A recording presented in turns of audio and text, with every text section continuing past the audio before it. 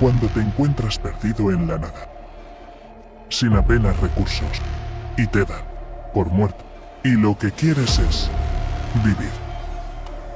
El único recurso que te queda son amigos y familiares. La mente humana deja a un lado los sentimientos para dar paso a la supervivencia.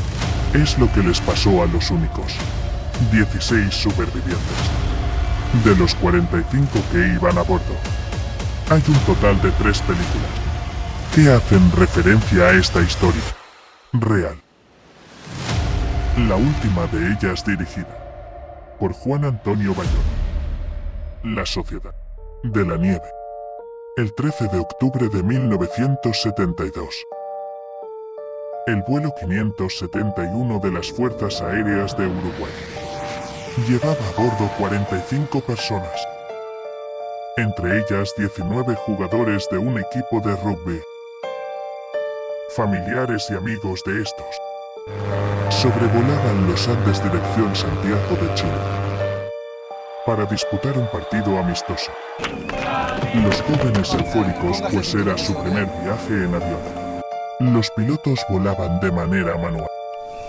Las condiciones climatológicas adversas y ese error en la lectura incorrecta de los aparatos de navegación hizo que los pilotos creyeran erróneamente que el avión había sobrevolado Curicó, Chile, y al recuperar la visibilidad se dieron cuenta que delante suyo tenían las montañas de la cordillera de los Andes, contra la que desgraciadamente se estrellaron. Ese lugar fue bautizado por los supervivientes como el Valle de las Lágrimas. Ambas alas y la sección de cola se desprendieron del fuselaje. El resto del fuselaje se deslizó por la montaña, como si de un tobogán se tratase, a una velocidad aproximada de 350 km por hora. 13 pasajeros murieron por el impacto, algunos con heridas graves, otros con heridas que incluían fracturas expuestas en las piernas. Cuando los asientos de la aeronave se soltaron, las autoridades comenzaron inmediatamente la búsqueda. 11 aviones de Argentina, Chile y Uruguay salieron en busca del avión accidentado. Durante los siguientes días, los aviones incluso sobrevolaron a los accidentados, pero no lograron divisar el avión blanco contra la nieve. La primera noche la pasaron con la esperanza de que vendrían en su búsqueda. 5 personas fallecieron durante esa misma noche, debido a sus graves heridas y las bajas temperaturas, a una temperatura de menos 30 grados, y sin apenas ropa de abrigo.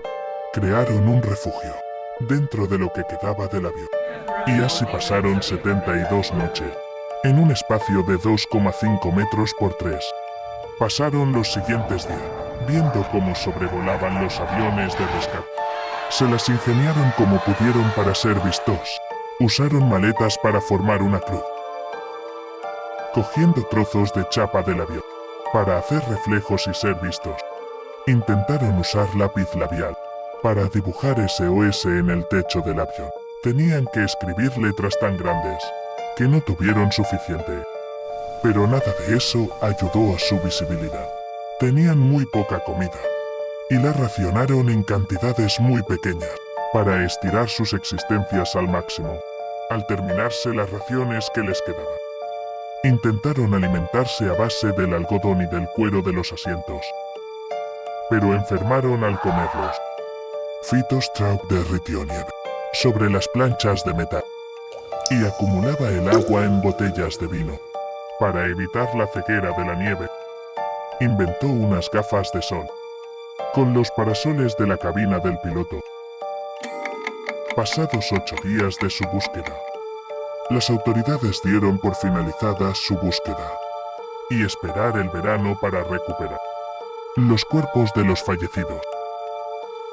Cuando la nieve se derritiera, pues ningún accidente había tenido supervivientes en la zona. Uno de los días encontraron un pequeño transistor. Louis Harley usó sus conocimientos de electrónica para improvisar una antena con un cable del avión, y al 10º día escucharon la noticia de la cancelación de su búsqueda. quedándose sin nada para comer.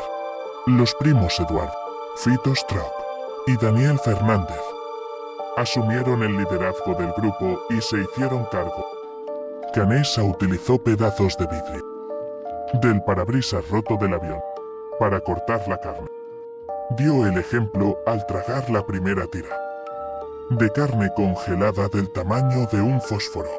De esa manera el grupo no vería a quién pertenecía ese trozo de carne y distribuirlo al resto del grupo.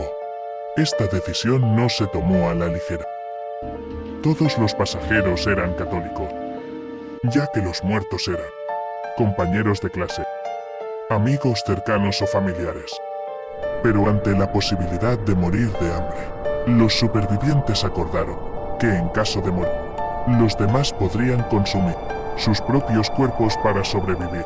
Esos cuerpos yacían en el exterior, enterrados en la nieve y contenían proteínas vitales y vivificantes que podrían ayudarlos a sobrevivir.